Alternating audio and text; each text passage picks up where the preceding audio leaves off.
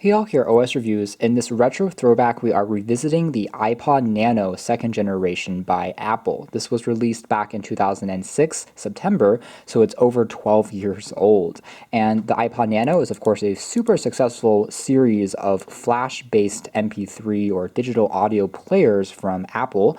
And the second generation variant here had a better construction quality compared to Generation 1, which was made entirely out of plastic, and also featured a slightly lower price tag. It had 2 gigabytes as the baseline capacity, starting at $150, and there was a 4 gig model starting at 200 and 8 gigs for $250. So the iPod Nano line was meant to replace the aging iPod minis, which were pretty similar in terms of design on the outside, also relying on a Clickwheel, which is a capacitive touch sensor to navigate between the menus. However, the iPod minis used mechanical hard drives, and they had a monochrome black and white display, so it was over 2 times thicker and much heavier than the iPod Nanos, which were named because of how slim and small it was for being a flash-based player. It was pretty revolutionary for its time. So taking a closer look at its design here, the iPod Nano 2nd Gen still holds up pretty well because it's made out of a single slab of aluminum, just like on many newer Apple products. It looks very sleek and futuristic. We have a 1.5-inch TFT LCD display with a 176 by 132 pixel resolution. It actually looks pretty clear and sharp even today. Now, Apple did not claim that it was using anything like IPS technology, but you can see that viewing angles are actually pretty fair for a regular TN panel. Now, down below here we have the aforementioned Clickwheel, which allows you to simply swipe your fingers along, up and down to navigate through the list and the icons, pressing down on the middle key there to select things, and then tapping on menu to go one page back. The entire system is very intuitive, and you can also hear a little bit of clicking because there is a beep or a mono speaker built on in. It didn't play back music, however, so it was only used for the click wheel as well as basic alarms, things like that. Now, the iPod Nano 2nd generation doesn't have any wireless capabilities, so there's no Wi-Fi, there's also no Bluetooth, so everything is using wired connections. On the bottom, we have the aforementioned 3.5mm auxiliary input in addition to the 30-pin connector for charging the iPod.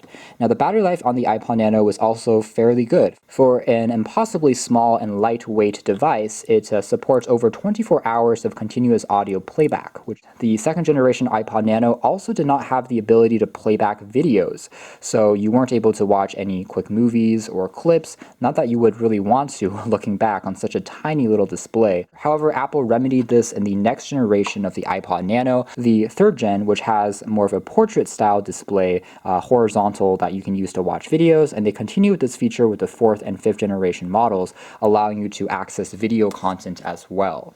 Otherwise, on the very top, you'll find a hold switch, which locks the click wheel in addition to the display, so nothing can be triggered if you just slide this into your pocket. And fun fact, during the announcement of the original iPod Nano by Steve Jobs, he actually took this out of the coin pocket of jeans. So this tiny little pocket that is inside of the larger pocket, which many folks are confused as to what its purpose is. So just like the trick of originally fitting the 1st generation MacBook Air in a manila envelope, it was a very smart way of marketing and showing how small the thing was. So as aforementioned, the functionality of the iPod Nano 2nd Gen is pretty basic. It plays music, it shows your photos, but mostly it was meant as a no-frills music player, and it has a Wolfson audio chip for the DAC. Although you still need to sync the information to the iPod using iTunes, it's not a plug-and-play solution. So the 2 gigabyte model could hold 500 songs, and the 4 gig could hold 1,000 songs. That was the marketing campaign from Apple, is 500 songs or 1,000 songs in your pocket. So in terms of the menu here, very simple, just the battery status on the top. I can tap on music, and that just sorts everything in terms of my albums, artists, songs, genres, and there's even a search feature. It gives you a very quick way to search through a song title or an artist's name, but you have to use the scroll wheel to navigate. There is kinetic scrolling, so the faster you scroll, the more quickly it goes to the end of the page. However, this is by no means a convenient way to type things out because, as you can imagine, hunting and pecking out letters one at a time is still quite tedious. So anyways, under extras, we have the aforementioned clock. This is what the interface looks like. By default, it's set to California, of course, and we have also games over here. These are very simple titles. There's a basic version of Brick Breaker where you can navigate the bar by using the scroll wheel, which was kind of fun. Now, I do want to point out that technically Apple did try making some more games and content for this particular folder. And it was more prominent on later versions of the iPod Nano, like the 4th generation, I believe, and the 5th generation. But you needed to download the games using the iTunes App Store, and then you could find a few more games that you could add into the device's memory. But by default, it comes with just the few that you see here. So interesting that you could actually find more content, but obviously, again, you can't download it directly from the player because there's no wireless connectivity. Now, the music quiz essentially would just play back a few seconds of any songs you have stored on the device, and you have to guess what song name or artist performed it. So Parachute is also quite simple. So you have this tank where you can change the angle of, and you're supposed to kind of kill all of the people that are coming out from the parachutes, and you can also blow up the planes to get more scores. The speed will, of course, increase as the level increases. Actually, not a bad game here. And if you have too many of the kind of enemy soldiers that have landed on the ground, that's when you will kind of lose a life.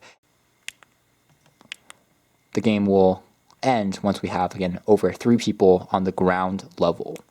So let's tap on back, and in terms of solitaire, this is again just a very simple version of a very classic game. The display here, if we look very closely, again, better than really expected in terms of color and contrast for just a regular TN panel. It actually is surprisingly detailed for such a tiny little thing, as you can see here, from over 10 years ago. But anyways, you're able to select cards just by moving the cursor with the scroll wheel, and you can see this hand start to rotate. Other things on here, you can store some basic contacts if you have some emergency phone books that you want to put onto here. Again, drag and drop using iTunes, however, and there are a few instructions there to show you what that experience is like. Here's a sample of what it looks like. Someone's name, their home and mobile, their website, their address can all be stored on here. Kind of useful back in the day because smartphones weren't commonplace yet, and on many basic flip phones you actually couldn't store as much information as addresses, so this was actually more advanced, believe it or not. Here's a very basic calendar. You can also set to-dos